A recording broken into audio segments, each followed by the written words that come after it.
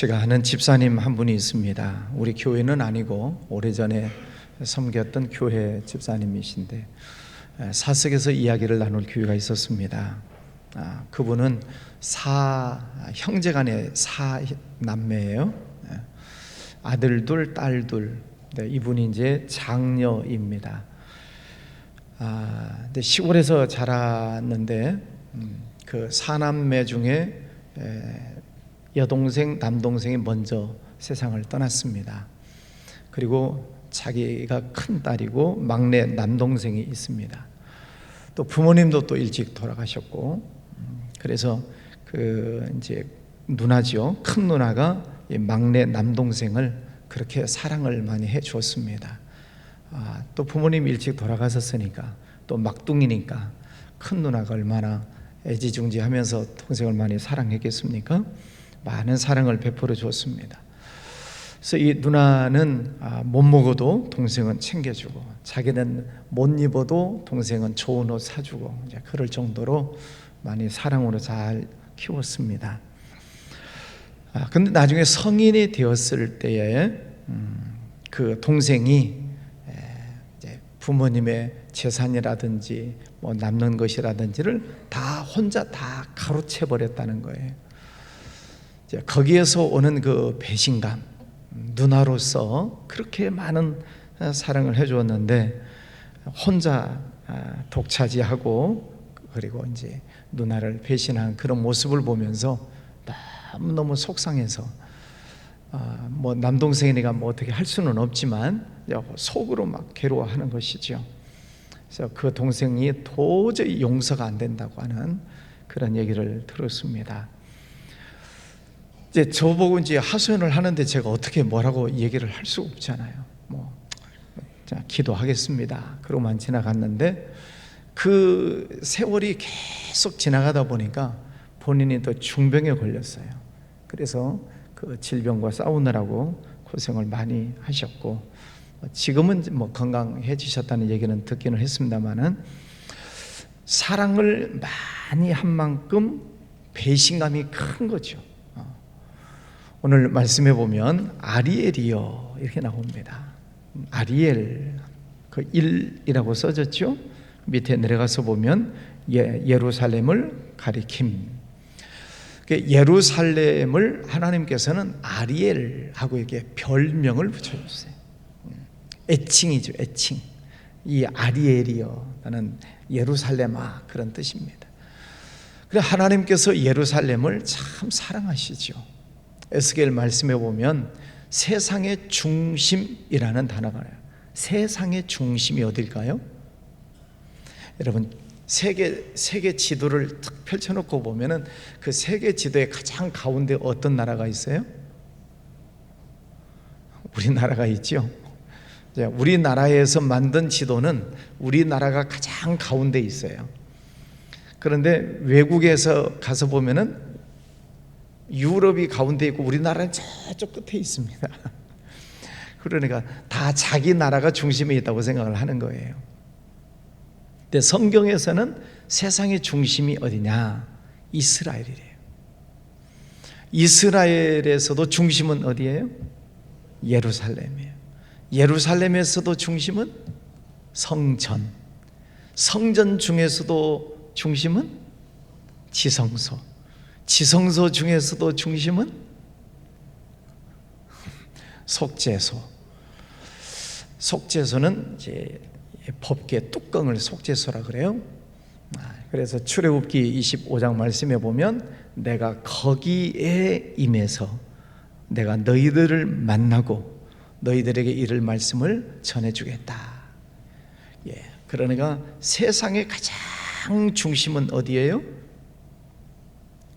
구약으로 보면은 속죄소, 법궤 뚜껑인데 그 자리, 거기가 하나님이 계시는 자리다 라고 성경은 말씀하고 있습니다. 그토록 하나님은 예루살렘을 사랑하시죠.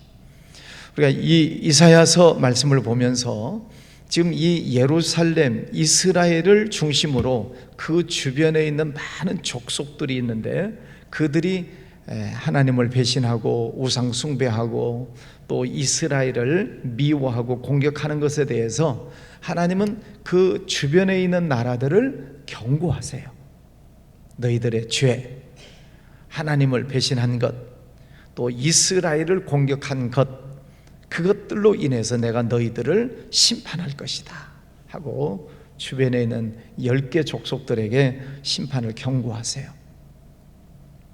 그러면 이 이스라엘이라고 하는 나라는 하나님께서 선택한 민족, 선민 족속이기는 하지만은 그들이 그러면 잘했냐? 하나님 보시기에 잘해서 하나님은 이들을 야단치지 않으신 것인가? 가 아니고 그들도 잘못이 많지요. 근데 하나님은 그 주변 족속들을 경고하시면서 이 이스라엘 백성들에게 깨닫게 하시는 거지요. 저 족속을 봐라. 저 민족을 봐라. 저들은 하나님 앞에 죄짓다가 저렇게 심판받고 그리고 멸망하는 것을 봐라. 그럼 너희들은 깨달아라, 그런 뜻이죠. 근데 이 이스라엘 족속이 깨달아요, 못 깨달아요? 못 깨달아요. 하나님이 그토록 사랑하시고 또 다른 민족은 다 벌을 하실 때 이 민족만큼은 지켜주시고 보호하시고 끝까지 이 이스라엘 백성들은 하나님께서 지켜주셔요. 그런데도 그 하나님의 은혜를 깨닫지 못하는 거예요. 그래서 오늘 말씀에 보면 슬프다, 아리엘이요, 아리엘이요. 그 말씀을 보면 무슨 생각이 들어요? 슬프다, 마음이 아리다, 그 뜻이. 하나님 마음이 아리요, 아리엘이요, 아리엘이요. 하나님이 안타까워하시는 거죠. 내가 너를 그토록 사랑했는데 왜 깨닫지 못하냐 하는 것입니다. 제사장들도 선지자들도 독주에 빠졌다 그랬잖아요. 하나님 앞에 예배를 드려야 될, 하나님의 말씀을 전해야 될 그들마저도 독주에 빠져서 비틀거리고 환상을 잘못 해석을 하고 하나님을 배신하는 그 민족이 되어버리는 것입니다. 그래서 하나님께서는 이제 그 아리엘도 하나님은 심판하시겠다, 무섭게 말씀을 하십니다. 5절 마지막에 보면 그 일이 순식간에 갑자기 일어날 것이다. 하나님은 계속 경고하시지만 하나님의 심판이 갑자기 순식간에 일어나게 될 것이다. 무서운 말씀입니다. 그러면 이 유다, 이 이스라엘 백성들의 무엇이 잘못됐다는 것인가? 다른 민족들은 우상 숭배하고 악독을 행하고 배신하고 하는 그런 일들을 하고 있지만은 이 이스라엘 민족, 이들은 형식적인 신앙으로 흘러가 버렸다는 것입니다. 그들이 말로는 내가 하나님을 섬깁니다, 그리고 제사를 지내요. 그런데 그 속마음에서는 하나님을 사랑하는 마음이 없고 형식적인 제사만 지낸다는 거죠. 그것을 예수님께서는 외식하는 이 서기관과 바리새인들아, 형식주의, 외식주의자, 똑같은 말이죠. 그 이스라엘 백성들의 형식적 신앙에 대해서 하나님께서는 지적을 하시는 것입니다. 우리가 신앙생활 하면서 우리가 교회를 열심히 나오고 나 예수 믿습니다, 나 교회 다닙니다 라고 말은 하는데 실제 생활 속에서 하나님을 정말 사랑하는가? 하나님을 사랑하면 그 마음속에 거듭남이 있는가 하는 것입니다. 근데 지금 아리엘, 이스라엘 백성들은 형식적으로만 우리가 하나님 사랑합니다, 제사 지내고 율법을 외우고 그러는 것으로 자기들이 신앙을 다 한다고 생각을 하는 거죠. 우리의 신앙도 한번 돌아보셔야 됩니다. 내 신앙이 형식적인가, 아니면 정말 내가 하나님을 사랑하는가. 우리가 특별 새벽기도, 그래서 조금 더 나와요. 새벽기도를 보니까 평소보다 조금 더 나와. 어쨌든 감사해요. 내가 정말 하나님을 사랑하는 마음으로 새벽에 나와서 가정과 교회와 나라와 민족을 위해서 기도하고 하나님의 말씀을 사모해서 나오는가? 아니면 하는 수 없이 한 주간 때우자 하는 마음으로 나오시는 분은 안 계시죠? 하나님께서는 우리 마음 중심을 보신다라고 말씀을 하세요. 물론 형식이 필요 없다는 건 아니에요. 우리의 형식도 필요하고 눈에 보이는 것도 필요하지만은, 그러나 그 속마음 중심에 하나님을 정말 사랑하는 마음이 있는가를 우리가 이 아침에 생각을 해봐야 하겠습니다.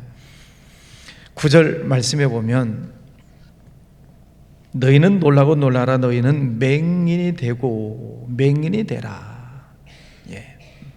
앞을 못 보는 거죠. 그러니까 형식적인 신앙은 그 마음 중심이 어두워져 있기 때문에 하나님을 볼 수가 없어요. 맹인이 되어버렸다는 것입니다. 영이 죽으면 하나님의 역사하심을 못 봐요.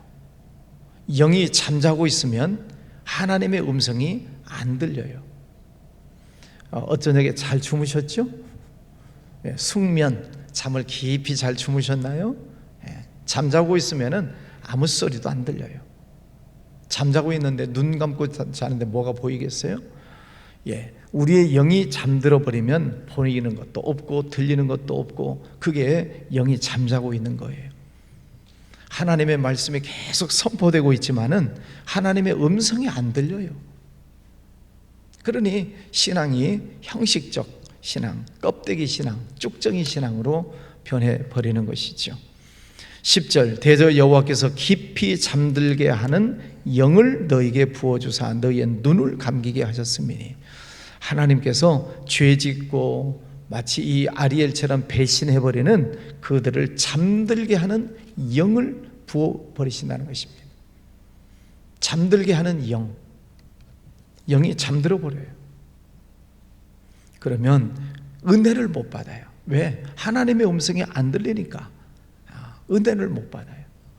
또 영적인 눈이 감겨져서 잠을 자고 있으니까 하나님께서 기적을 베풀어 주셔도 못 보는 거예요. 하나님의 말씀을 들으시면서 여러분의 영이 깨어나시기를 주의 이름으로 축원합니다. 영이 깨어나려면 어떻게 해야 돼요? 잠자고 있는 사람을 깨우려면 어떻게 해야 돼요? 불러야 하잖아요.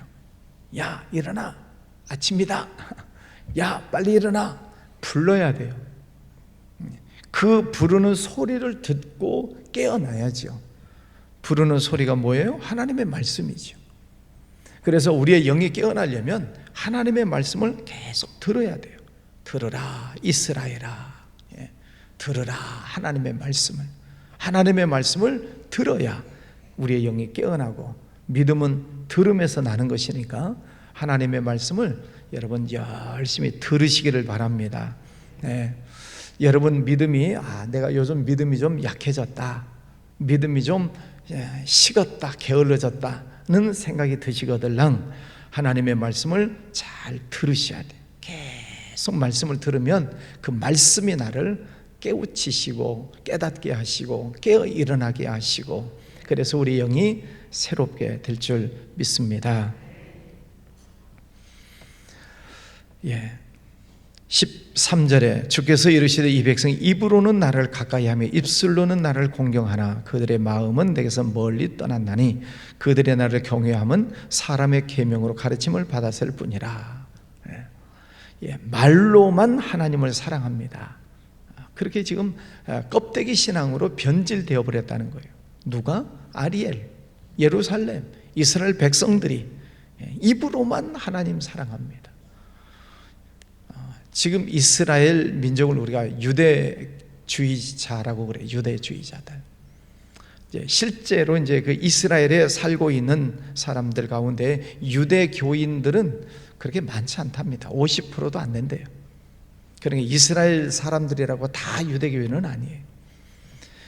그러면 50% 정도가 유대교인이라고 하는데, 그러면 그들이 다 하나님을 정말 잘 섬기냐? 그것도 아니에요. 그래서 나는 정말 하나님 중심으로 삽니다, 율법대로 삽니다 라고 표시를 내고 다니는 사람들이 키파라고 하는 이렇게 동그란 빵떡 모자를 쓰고 다니는 사람들 보셨죠?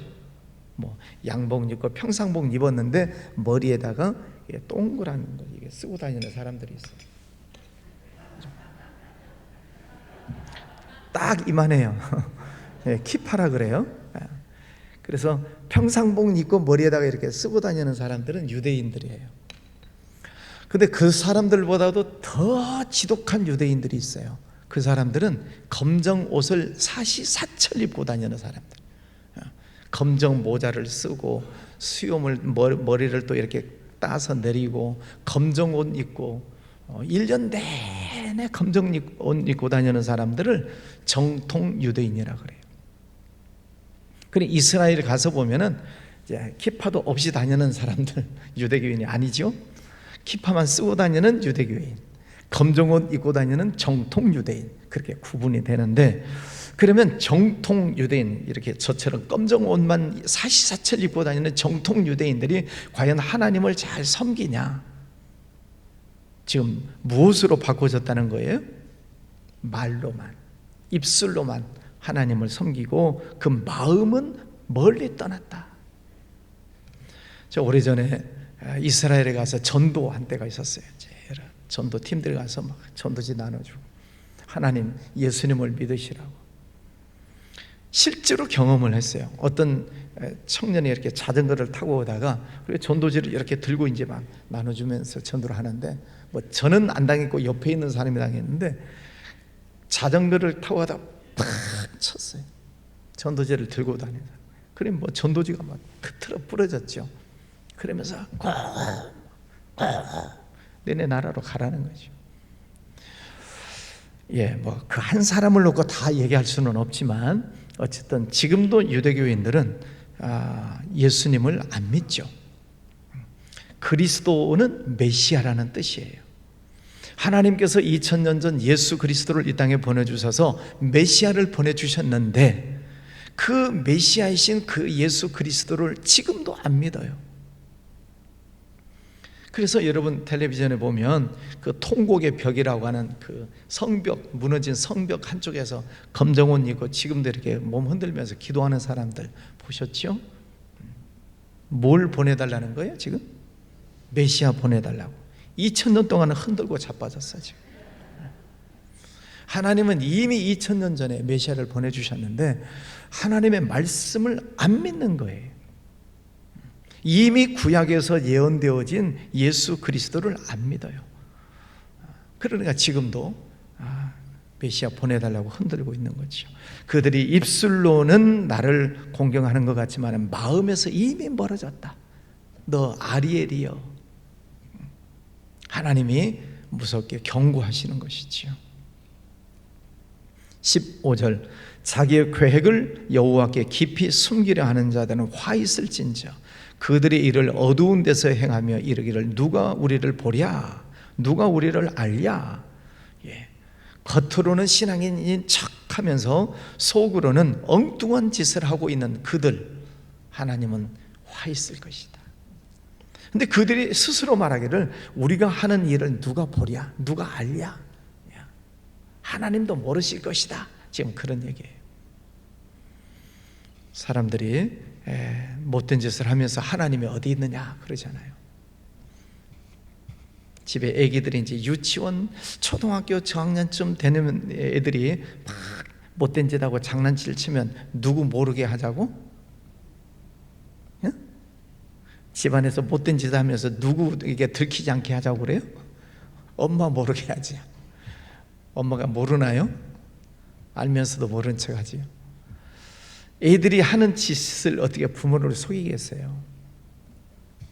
애들이 저희 집에 오면 가끔 이렇게 커튼 뒤에 숨어서 나 없다 그래요. 지가 없는 것을 몰라요? 커튼 뒤에 숨어가지고 나 없다 그래. 그럼 말을 말든지 다 보고 있잖아요. 그런데 한번 이처럼 하나님에게서 눈이 감겨버리고 귀가 막혀버리면은 하나님이 보고 계시다는 것을 모르는 거예요. 그냥 숨어버려요. 그 누가 알랴, 누가 보랴. 얼마나 어리석은 모습입니까? 예. 근데 하나님께서는 이 아리엘 이스라엘 백성들에 대해서 계속 지금 이사야 선지자를 통해서 경고하시는 거죠. 내가 너를 다 보고 있다. 내가 너의 하는 소리를 다 듣고 있다. 빨리 거듭나라. 회개하고 돌아와라. 지금 그런 경고의 말씀들이죠. 우리에게도 주시는 말씀이에요. 우리가 신앙생활을 하는 것, 그 속에 내가 정말 하나님을 사랑하는 마음이 있는가.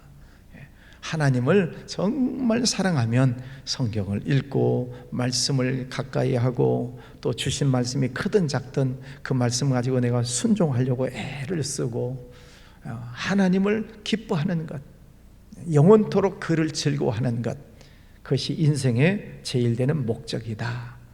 소요리 문답 1번 첫 번째 질문이 그거예요. 사람의 제일 되는 목적이 뭐냐? 하나님을 즐거워하고 영원토록 그와 함께 즐거워하는 것이다. 내 마음속에 정말 하나님을 사랑하는 마음으로 내가 신앙생활을 하고 있는가를 잘 살펴보셔야 합니다. 18절, 그 날에 못 듣는 사람이 책의 말을 들을 것이며, 이제는 듣네요. 어둡고 캄캄한 데서 맹인이 눈이 볼 것이며, 이제는 보네요. 전에는 못 들었는데 이제는 못 봤는데 이제는 보게 되네요. 듣게 되네요. 겸손한 자에게 여호와로 말미암아 기쁨이 더하겠고 사람 중 가난한 자기 이스라엘의 거룩하신 이로 말미암아 즐거워하리라. 하나님께서는 제가 예언서를 늘 말씀드릴 때마다 무섭게 경고하고 심판을 말씀하시면서도 항상 무슨 말씀을 주시나 그랬죠?